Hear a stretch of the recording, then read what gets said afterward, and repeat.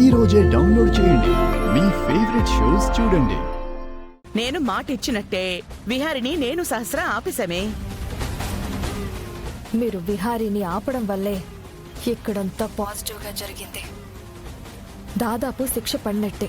Almost judge గారు తీర్పు reserve చేసేశారు.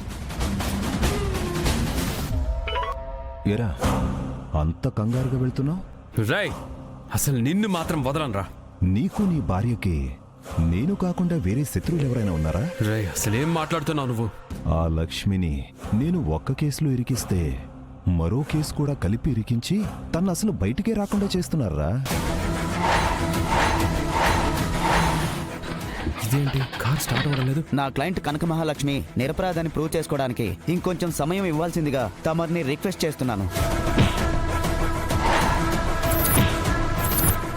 ఈ కేసు ఇంకా ఆలస్యం చేయకూడదని ఈ కోర్టు నమ్ముతోంది. తుది తీర్పుని చెప్పేస్తున్నాను. Please be seated.